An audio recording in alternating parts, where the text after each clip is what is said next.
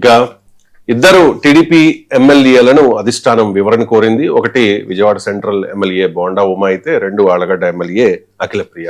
So Mudragada సంస్మరణ సభలో ఈ మధ్య బోండా ఉమా కొన్ని వ్యాఖ్యలు చేశారు. ముద్రగడ ఎఫెక్ట్ తోనే 2019లో మేము అధికారంలోకి రాలేకపోయాము తిరిగి అని చెప్పేసి దాని మీద పెద్ద చర్చ అయితే జరుగుతోంది. బోండా ఉమా అయితే వెనక్కి తగ్గేది లే అన్నట్లుగా మాట్లాడుతూ ఉన్నారు.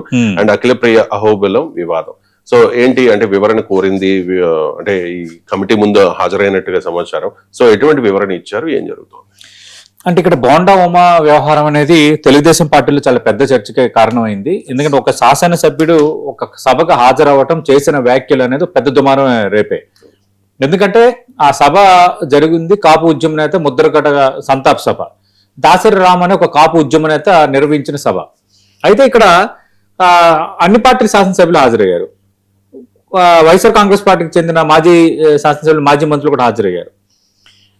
ఎక్కడైతే బోండా ఉమా తెలుగుదేశం పార్టీ సీనియర్ శాసనసభ్యుడు, విజయవాడ పశ్చిమ శాసనసభ్యుడు ఈ కార్యక్రమానికి హాజరయ్యి అంబటి రాంబాబుతో మాట్లాడటం అనేది కొంత తెలుగుదేశం పార్టీ శ్రేణులకి కోపాన్ని తెప్పించింది. ఎందుకంటే గతంలో అంబటి రాంబాబు చంద్రబాబు నాయుడు ఉద్దేశించి చేసిన వ్యాఖ్యలు, ఆ నేపథ్యంలో కొంత ఆయన అరెస్ట్ అవటము ఒక పెద్ద ఇష్యూగా మారిపోయింది. ఈ పరిస్థితుల్లో అలాంటి అంబటి రాంబాబుతో, మన అధినేతని లకారంతో తిట్టిన అంబటి రాంబాబుతో నువ్వు ఎట్లా సీటు పంచుకుంటావన్న ఇష్యూ కొంచెం సోషల్ మీడియా వేదిక ఫస్ట్ స్టార్ట్ అయింది. అది అక్కడతో కాకుండా అదే సభలో బోండా ఉమా చేసిన వ్యాఖ్యలు, అటు గతంలో తుని ఉద్యమం వల్లే మనం ఓడిపోయాము, ముద్రగడ పద్మనాభాన్ని సరైన రీతిలో అడ్రస్ చేయలేదు, అప్పుడు నేను పార్టీ పెద్దలకు చెప్పినా పట్టించుకోలేదు, ఇప్పుడు కాపులు అసంతృప్తిగా ఉన్నారు, వాళ్ళకి అడ్రస్ చేయాలి అంటూ ఆయన కొన్ని వ్యాఖ్యలు చేశారు. అంటే ఆ వేదికపైకి వెళ్ళి అంబటి రాంబాబుతో వేదిక పంచుకోవడం ఏంటి? అలాగే మనం ఏమీ చేయలేదు, మనం గతంలో ముద్రగడను గౌరవించలేదని ఆ వేదిక మీద చెప్పడం ఏంటి? ఇది మనకు డ్యామేజ్ వ్యవహారం కదా అని వైఎస్ఆర్ తెలుగుదేశం పార్టీ హైకమాండ్ కొంచెం సీరియస్ అయింది. 3 మెన్ కమిటీ వివరణ కావాలని కోరింది.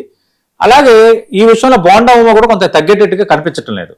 ఎందుకంటే నిన్నే సరే నేను వివరణ ఇస్తాను, లేదంటే ఇట్లాగా యథాలాపంగా వెళ్ళాను, అనుకోకుండా ఆయన ఎదురుపడ్డారు, కలిసామని ఆయన అక్కడ అనటంలా, ఆయన మరి జక్కంపూడి రాజమండ్రిలో నిర్వహించిన సమావేశానికి జ్యోతుల నెహ్రూ, వంగవీటి రాధా అటెండ్ అయ్యారు కదా, వాళ్ళు అటెండ్ అవ్వడం కరెక్టా అని ఆయన అంటున్నారంటే నేను వెళ్ళటం కరెక్టే, మీరే రాంగు అని సూటిగా బోండా ఉమా తెలుగుదేశం పార్టీకి చెప్తున్నట్టే. మీరు రాంగ్ ఆలోచిస్తున్నారు, నా విషయంలో ఎందుకు అట్లా ఆలోచిస్తున్నారు అన్నది అక్కడ ప్రస్తావిస్తున్నట్టే.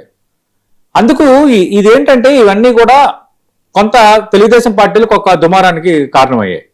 సాయంత్రం వచ్చేసరికి వైఎస్ఆర్ కాంగ్రెస్ పార్టీ నేతలతో వేదిక పంచుకోవద్దు అని చంద్రబాబు నాయుడు ఆదేశాలు జారీ చేసినట్టుగా మనం చూసాం, వచ్చాయి కొన్ని వార్తలు వచ్చాయి. అంటే వైఎస్ఆర్ కాంగ్రెస్ పార్టీ నేతలతో వేదిక పంచుకోవద్దు అంటే ఈ అంబటి రాంబాబు ఎపిసోడ్ వల్లే అంబటి రాంబాబుతో వేదిక పంచుకోవటం వల్ల జరిగింది అన్నది, వాళ్ళతో పంచుకోవద్దు అన్న ఆదేశాలు అయితే వాళ్ళు జారీ చేశారు. ఇది నిన్న జరిగింది, దానిపైన ఏది ప్లస్ ఏది మైనస్, తెలుగుదేశం పార్టీ విధానం కరెక్టా లేదన్నది మనం నిన్నంతా మనం మాట్లాడుకున్నాం. ఇప్పుడు బోండా ఉమా ఏ వివరణ ఇచ్చారనేది కీలకమైంది. Bonda Uma 3 men committee Nimmala Ramanaidu, party రాష్ట్ర అధ్యక్షుడు పల్లా శ్రీనివాసరావు, అలాగే కిల్లార్ రాజేష్ కూడా ఉన్నారంటున్నారు మరో టీడీపీ నేత. వీళ్ళు ముందు వివరణ ఇవ్వాలనేది అక్కడ ఉద్దేశం.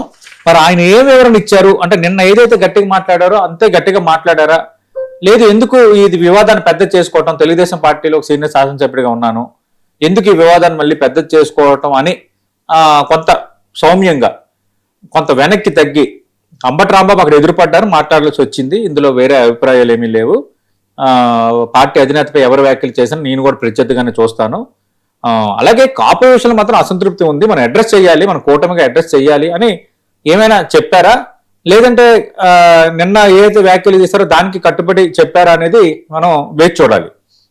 కానీ ఈ విషయంలో బోండా ఉమాతో టచ్లో ఉన్న నేతలు కానీ, టచ్లో ఉన్న ఆయన సన్నిహితులు కానీ కొందరు ఒకరిద్దరితో మాట్లాడినప్పుడు ఈ విషయంలో ఆయన మాత్రం వెనక్కి తగ్గడం లేదు, వెనక్కి తగ్గేదే లేదు, ఆయన చేసిన తప్పేంటి, నేను చేసిన తప్పేంటి ఆయన ప్రశ్నిస్తున్నారని బోండా ఉమా అనుచరులు సన్నిహితులు చెప్తున్నారు. ఆయన చేసిన తప్పేంటి, ఆ కార్యక్రమానికి వెళ్ళడం తప్ప, మరి ఇన్ని కార్యక్రమాలకు ఎంతమంది వెళ్తున్నారు, సోమవీర్రాజు వెళ్ళారు, అక్కడ భారతీయ జనతా పార్టీ షోకాజ్ ఇస్తుందా సంతాప్ సభకి, సోమవీర్రాజు అక్కడ రాజమండ్రిలో మీటింగ్ వెళ్ళారు అని.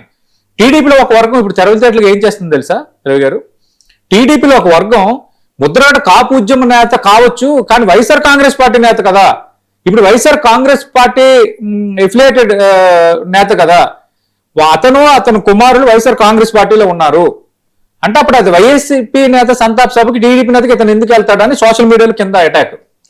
ఒకటి అంబటతో సీటు పంచుకోవటం, రెండోది ముద్రగడ పద్మనాభ సంతాప్ సభకు హాజరవటం అనేది ఇష్యూ కంటే ముద్రగడ పద్మనాభ వైసీపీ నేత కాబట్టి వైసీపీ నేత సంస్మరణ సభకు నువ్వు ఎట్లా అటెండ్ అవుతావు అని. అంటే తెలుగుదేశం పార్టీలో కొందరు ముద్రగడ పద్మనాభాన్ని కేవలం ఒక వైఎస్ఆర్ కాంగ్రెస్ పార్టీకి పరిమితం చేస్తున్నారు. ఆయన చేసిన కాపు ఉద్యమం, ఆయన చేసిన త్యాగాల్ని అంత బ్రాకెట్స్ లో చూడటం లేదు.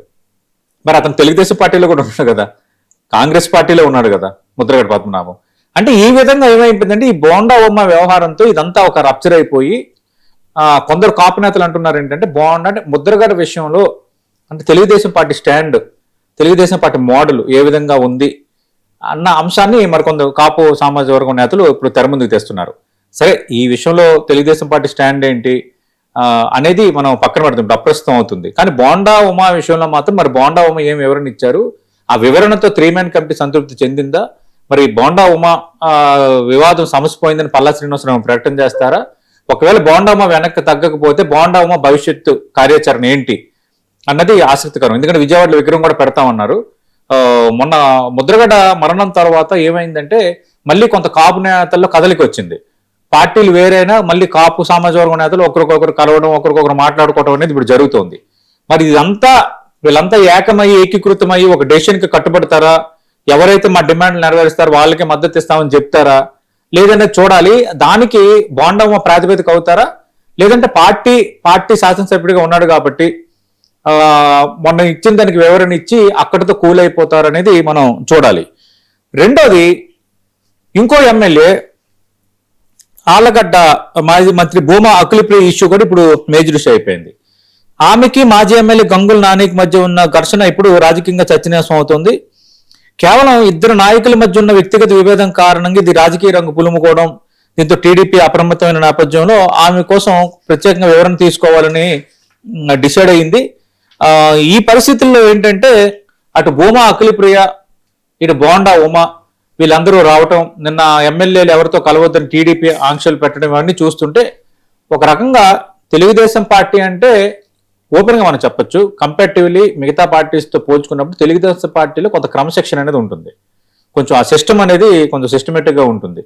అది అదుపు తప్పుతోందా అంటే కొందరు విషయంలో, లేదంటే అధిష్టానమే ఒక చిన్న విషయాలను పెద్ద విషయాలుగా చూస్తోందా, చూసి అనవసరంగా ఆ పార్టీకి లేని నష్టాన్ని తెచ్చుకుంటోందా, ఈ రెండు అంశాలని తెలుగుదేశం పార్టీ అయితే ఆలోచించాల్సిన అవసరం అయితే ఉంది.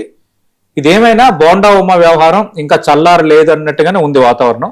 మరి అది ఎప్పుడు చల్లారుతుందో, ఈ భూమా అఖిలప్రియ అహోబిలం వివాదం ఎండకడ్డ ఎప్పుడు పడుతుందో చూడాలి.